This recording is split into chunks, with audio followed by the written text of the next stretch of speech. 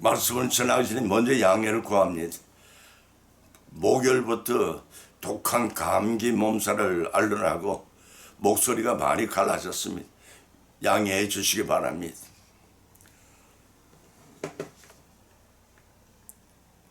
오늘의 말씀은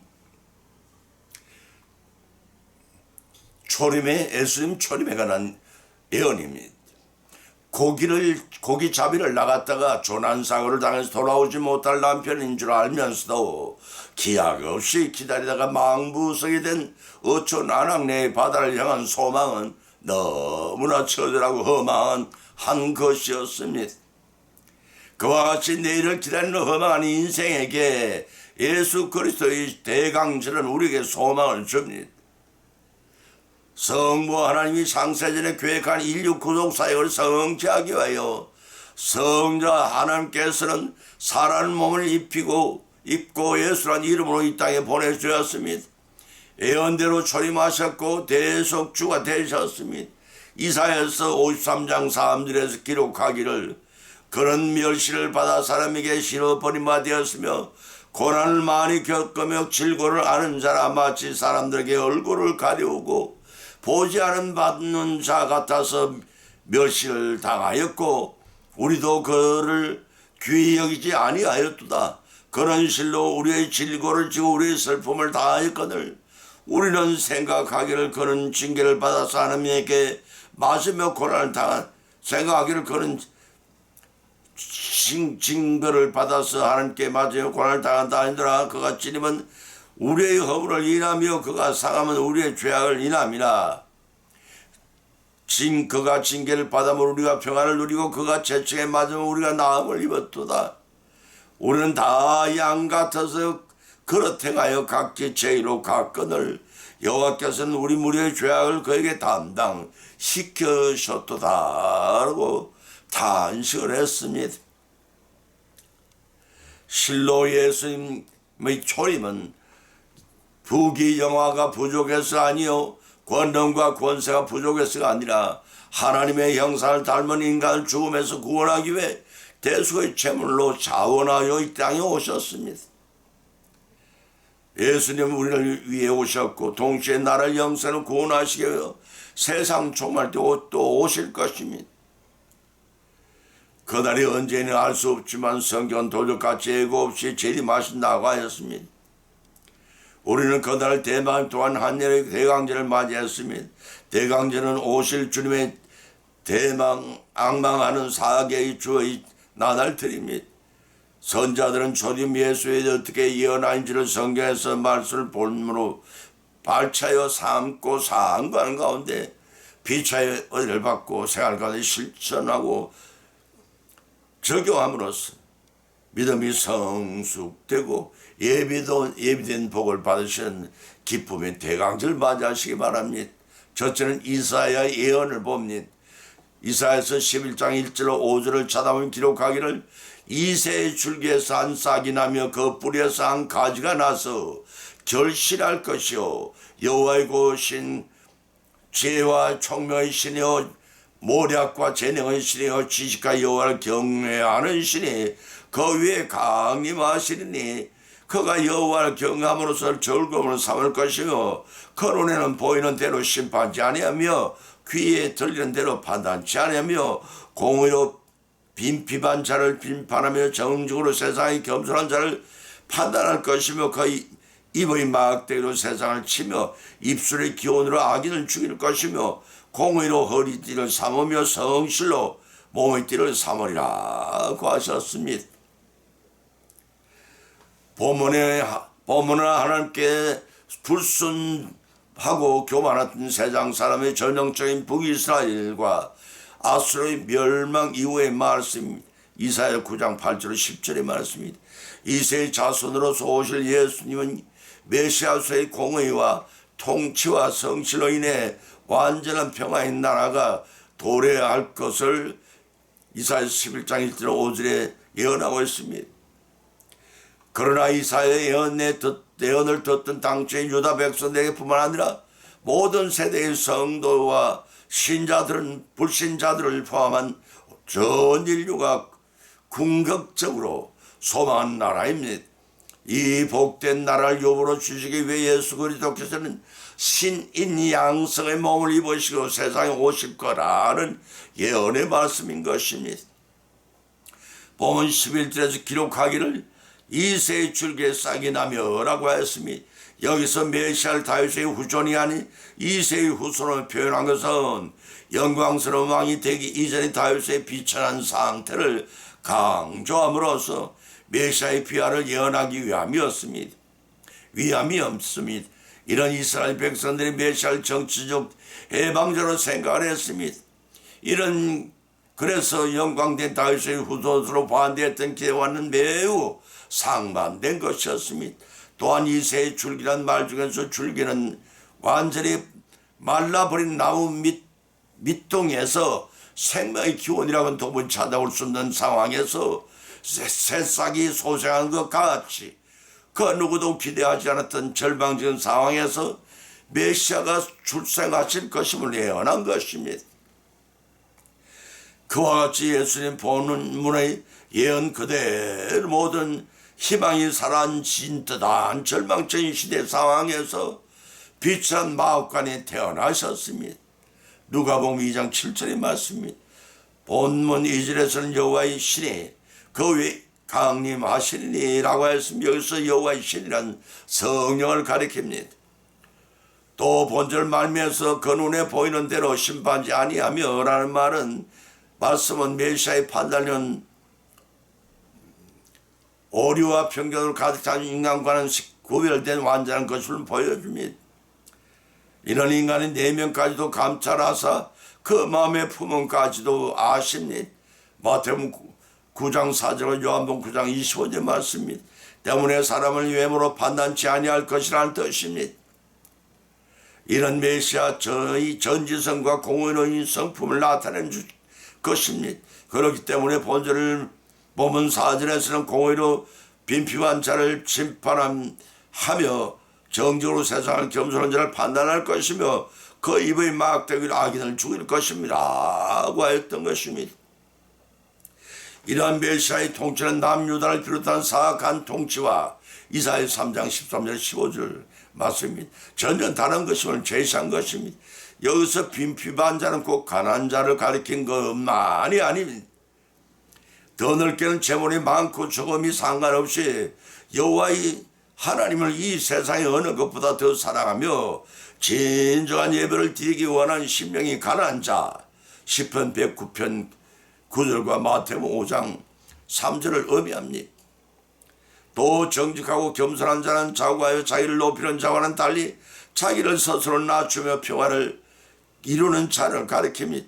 다시 말해서 주님의 말씀을 듣고 스스로 죄인임을 깨닫고 자신을 낮추는 자를 축복하실 것이라는 말씀입니다. 또 정직하고 겸손한 자는 자고하여 자기를 높이는 자와는 달리 자기 스스로 낮춘 평화를 이루는 자를 가리킵니다.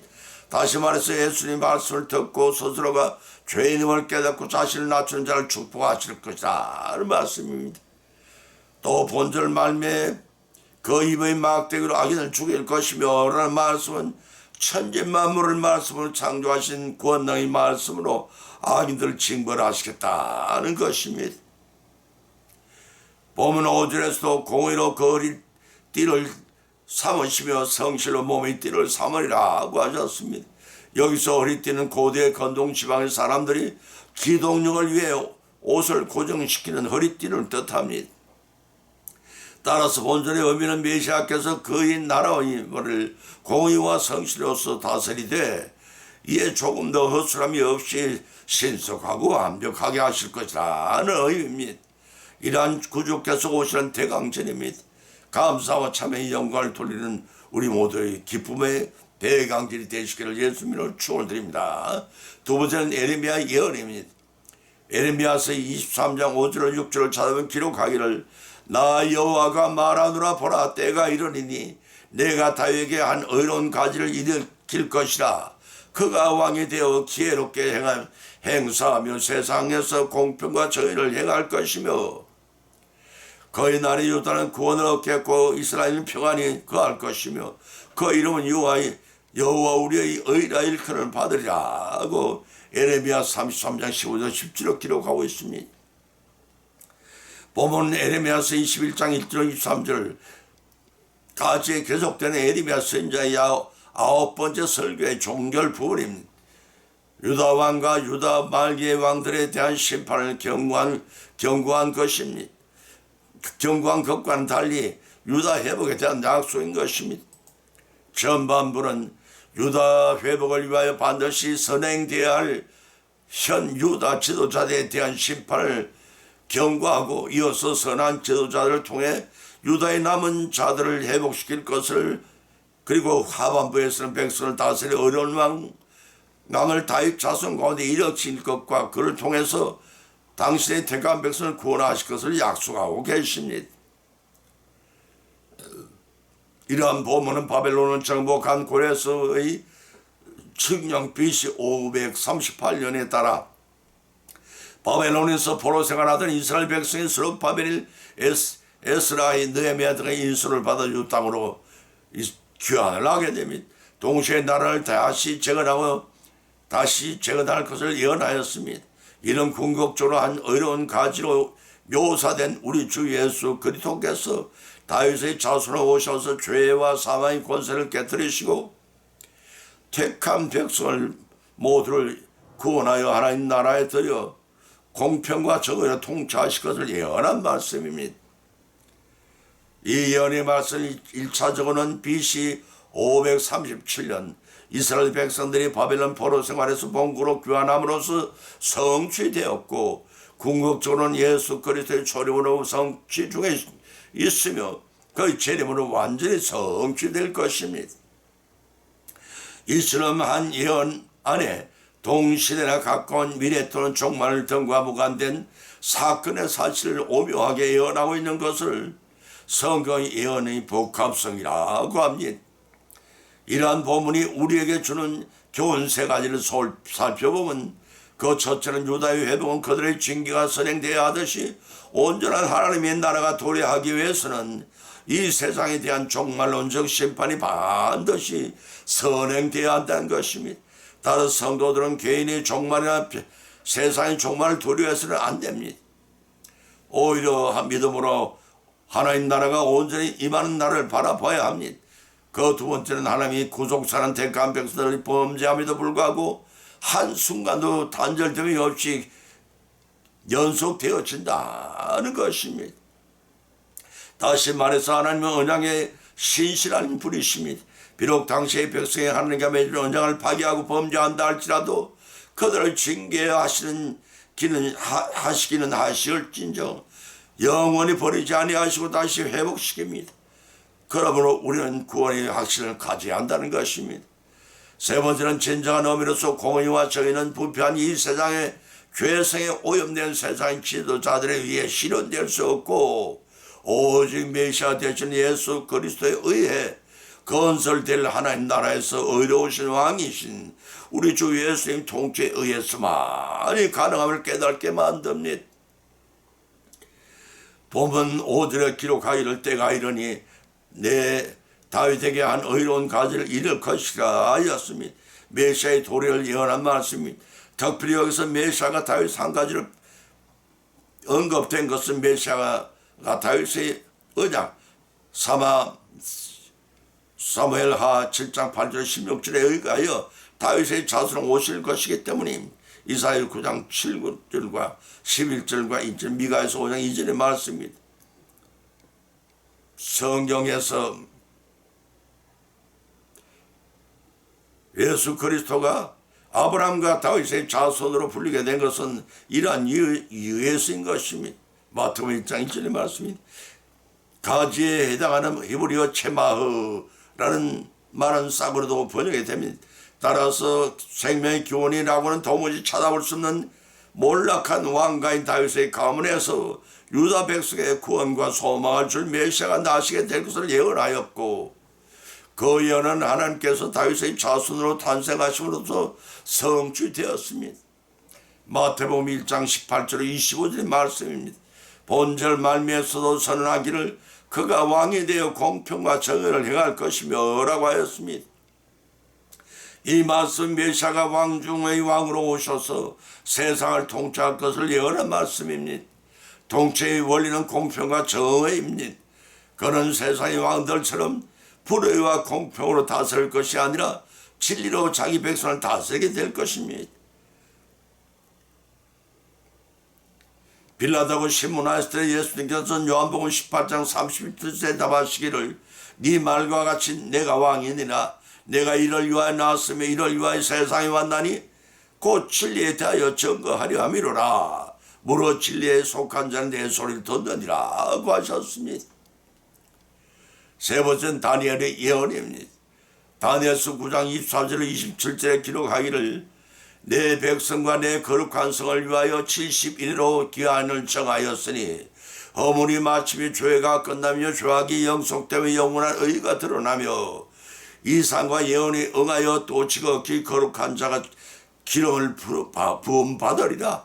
그러면 너는 깨달아 알지니라. 예루살렘을 중건하는 명이 날 때부터 기름 부음 받은 자 곧 왕이 일어나기까지 7일과 60일에가 지날 것이요 그때 곤란한 동안에 성이 중건되며 거리와 해자가 이룰 것이며 60일의 이후에 기름 부음 받은 자가 끊어져 없어질 것이며 장차 한 왕의 백성이 와서 그 성과 성소를 회파하려니와 그의 종많은 홍수에 어몰될 것이며 또 끝까지 전쟁이 있으니 황폐할 것이니 작정되었느니라.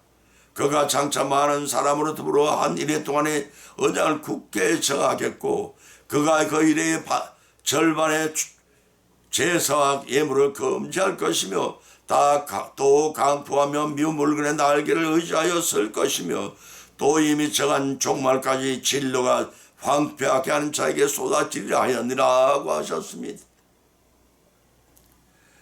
다니엘이 다리오 왕 원년에 금식하며 벼옷을 입고 하나님께 기도할 때 받은 예언이 70일의 예언입니다.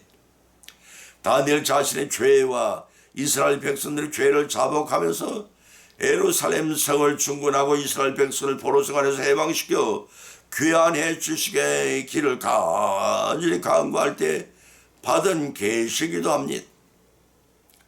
가브리엘 천사장이 나타나 다니엘에게 죄의 총명을 주면서 70일에 대한 예언을 진리를 가르쳐 주었습니다. 이 70일의 예언은 구약시대의 서민 이스라엘이 바벨론 포로 시대로부터 대종말에 이르기까지 세계사가 전개될 과정을 암시적 양식으로 예언한 성경 예언의 절정이 하나라고 볼 수가 있습니다. 먼저 70일에 영어로는 17 weeks라는 말은 예루살렘 성이 멸망당한 해인 BC 586년에서 예루살렘 성전이 재건된 해인 BC 510년 사이의 기간인 70년을 가리킵니다.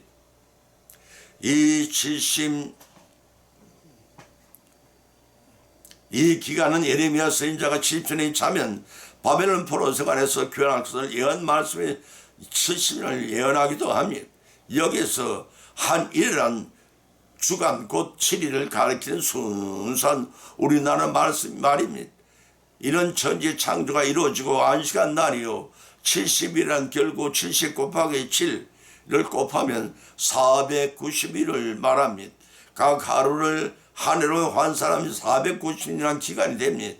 이런 역사가 다니엘부터 종말 때까지 전개되어 마침내 하나님의 구원의 역사가 종결되고 천년왕국이 계시될 대종말 때를 가리키는 상징으로 삼고 이 490일이라는 기간 안에 이루어질 구속사 정계 과정의 패턴을 대입하여 예언한 것입니다.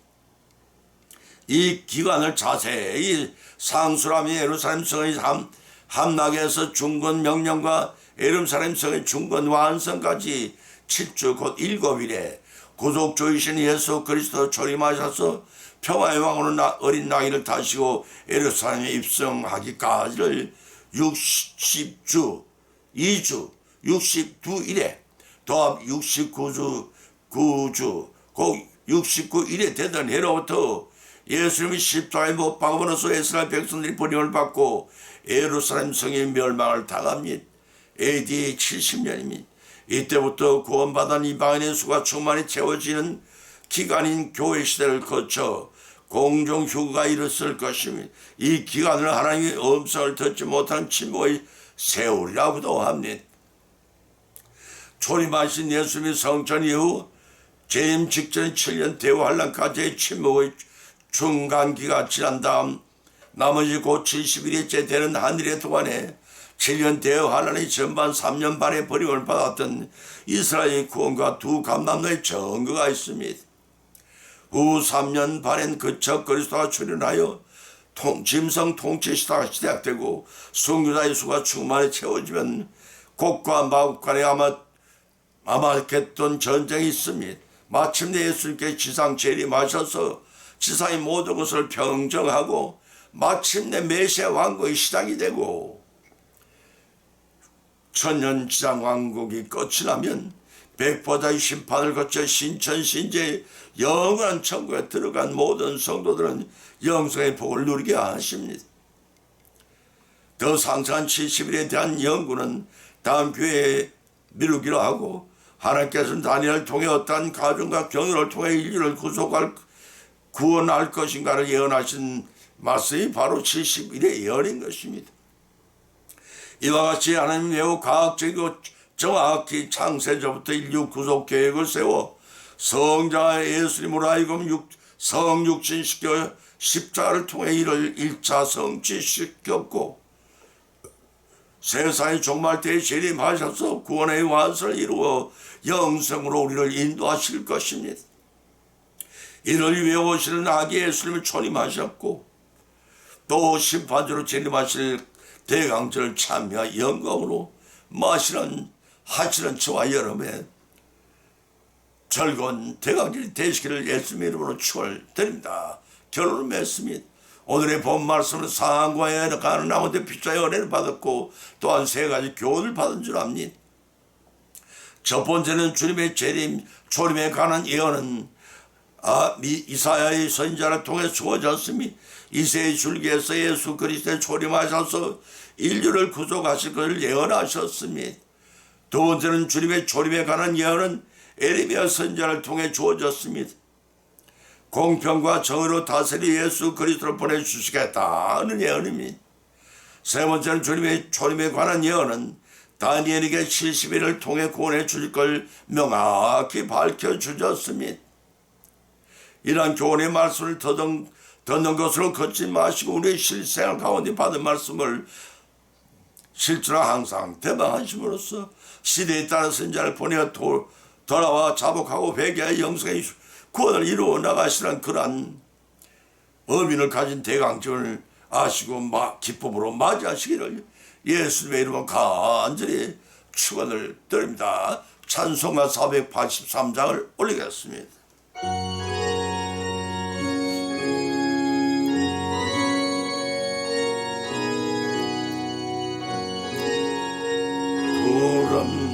구름 같은 이 세상 모든 부귀영화 나는 분토와 같이 내어버리고서 오직 천국의 복을 사모하며 사니 구원받은 내 이름 기억하옵소서. 주님 나의 이름 보좌 앞에 놓인 어린 양 생명책에 기록하옵소서.